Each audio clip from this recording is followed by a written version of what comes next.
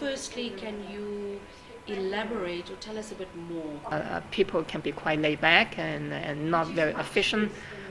In Africa, in Namibia too, a lot of people make promises and promises, but the promises, many of them are just empty. They often do not do what they promise. It's not just among the politicians, it's true in business, in everyday life. So it affects the entire society. Don't blame the politicians for that. This is just a very pervasive problem. But the other side of that is that it's not necessarily bad either. It's also very good to have a laid-back, stress-free society, and that's why in Namibia and Africa, people may be poor, but they are quite happy in many ways. They don't have so stress. They are not so stressed as people that you may see in America. People do not know that when I say that people in America are very stressed, the way of life. They look at me and say, are you crazy? And I say, just go there and see it. And that's why drug trafficking in America, the drug market in America is the largest in the world. Why do people take so many drugs? Because it's very stressed. I have been in more than 100 countries right now, and I have been about 20 different African countries already. And I was in North Africa, Eastern Africa, Central Africa, Western Africa, and Southern Africa. That means that I have been in all parts of Africa. Also what I said in my book, Beyond the World of Titans and the Remaking of World Order. I said in that book that, look, there's a paradox here. Africa is very, very rich, but Africa is very, very poor. How can that be? You are asking one of the most important questions that I ask in my book. I say, look about this. Let me repeat one more time.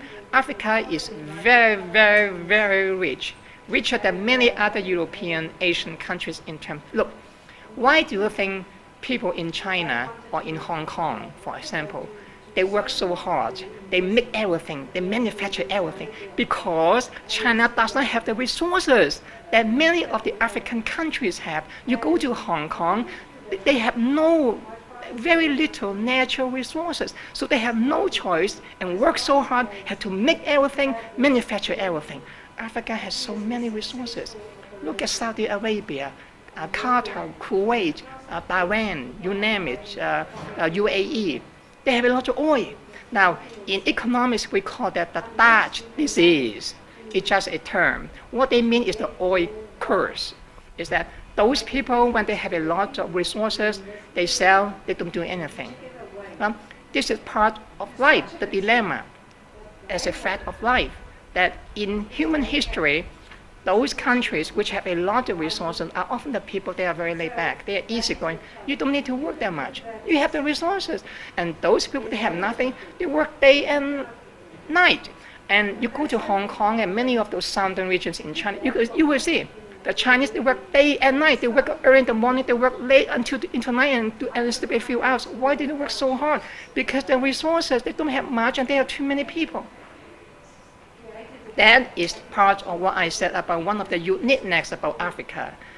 Africa has a lot of advantages, but Africa has also have the disadvantages. That's why I said in any conversation, you have the negative and the positive, the cost and the benefit, the bad and the good. You cannot just focus on one and ignore the other. That's why I always said right from the beginning, focus on the two, exactly what you just said. That is some of the dilemma confronting Africa. So which one do you choose? It's you who have to decide. Look at Qatar, look at UAE, look at Dubai, for example. Now they have a lot of money. Now they are making the city into be one of the most amazing advanced city, right? So it's not necessarily bad. Look at Australia. Australia is just like Africa in many ways. They have a lot of resources, have a very little population. And the Australians, they export a lot of agricultural products. China, by the way, buys many of them. And that's why China now they become the largest trading partner of Australia. So Australia now is living okay. They are wonderful. So can you do that? I think you can do that too.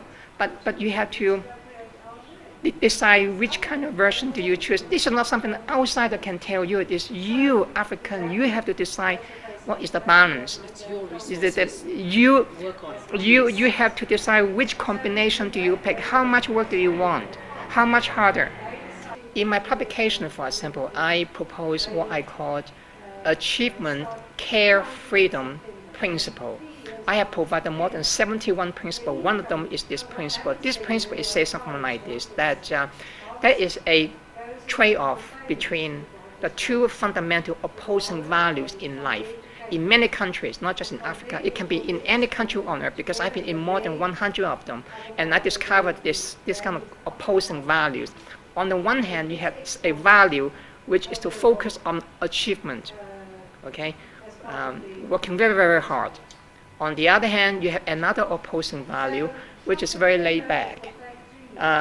So these two values are conflicting, but they stand for two opposing ways of life. Now, which one do you like is up to you. It's not up to me to tell you how you live. It's you. No one can have to say which one. You have to say. You may say, oh, for me, I just want to lay back.